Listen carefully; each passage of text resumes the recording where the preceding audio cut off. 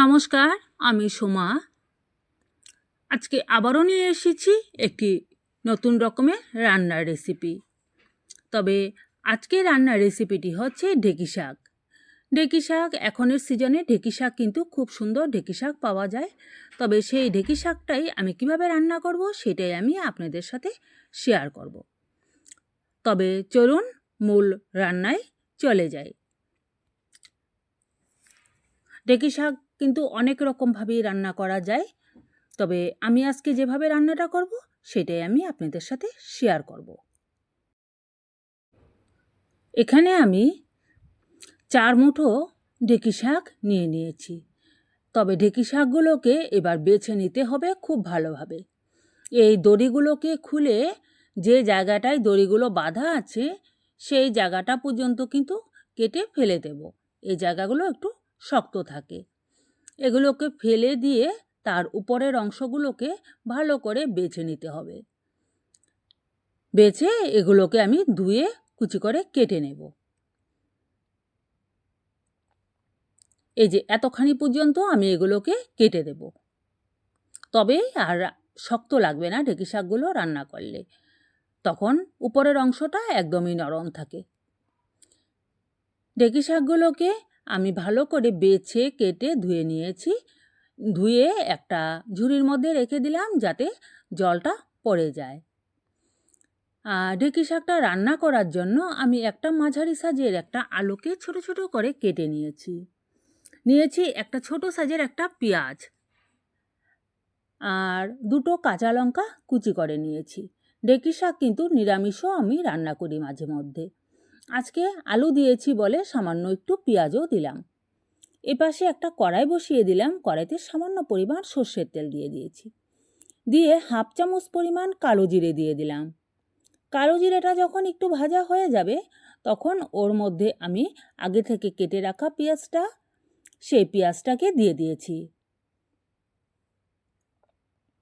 সঙ্গে কাঁচা লঙ্কাগুলোও দিয়ে দিলাম। দিয়ে অল্প নেড়ে চেড়ে একটু ভেজে নেব। বেশিক্ষণ ভাজার দরকার নেই, মিনিট খানেকের মতো ভাজলেই হয়ে যাবে। এবার ওর মধ্যে দিয়ে দেব আগে থেকে কেটে রাখা আলুগুলো। হ্যাঁ, সেই ক্ষেত্রে আপনারা চাইলে আলুগুলোকে কিন্তু আলাদাভাবে ভেজে তুলে রেখে দিতে পারেন। আমি আর আলাদাভাবে ভেজে তুলে নিলাম না, কারণ আলাদাভাবে ভাজতে গেলে তেলের পরিমাণটাও কিন্তু একটু বেশি লাগবে। কম তেলে এভাবে রান্না করলে কিন্তু রান্না খেতেও ভীষণ ভালো লাগে। পরিমাণ মতো আমি নুন আর সামান্য একটু হলুদ গুঁড়ো দিয়ে দিলাম। ঢেঁকি শাকের মধ্যে আমি যে কোনো সবুজ ধরনের শাক আমি রান্না করলে আমি হলুদের পরিমাণটা একদম কম দিই। হলুদের পরিমাণটা কম দিলে কি হয়, শাকের যে কালারটা সেটা খুব সুন্দর থাকে। অল্প সময় ঢেকে রেখে আমি আলুটাকে ভেজে নিয়েছি। আলুগুলো এখন প্রায় সেদ্ধ হয়ে গেছে।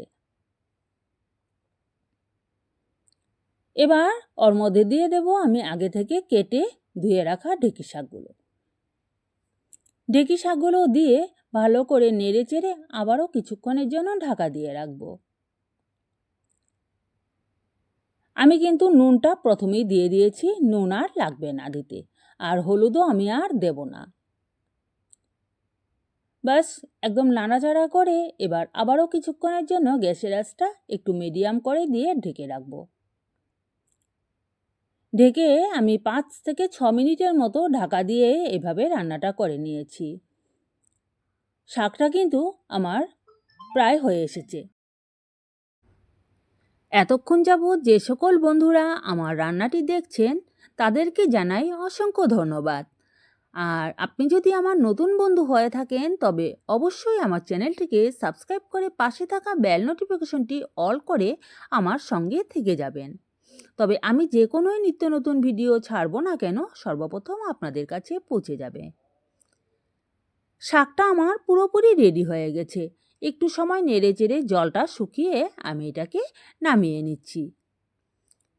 এবার নামিয়ে নেওয়ার পর এটা কিন্তু আগুনে থাকা অবস্থায় এটা করবেন না। এখানে মাস্টার সস মানে কাসুন্দির বোতল থেকে আমি 2 চামচ পরিমাণ উপর থেকে একটু ছড়িয়ে দেব। এটা আমি আবারও বলছি, এটা রান্না চলাকালীন অবস্থায়, কড়াইতে থাকা অবস্থায় কিন্তু কাসুন্দিটা দেবেন না, তখন কি হবে, তেতো হয়ে যেতে পারে। তার জন্য নামিয়ে নিয়ে তখন বাটির মধ্যে দিয়ে দেবেন।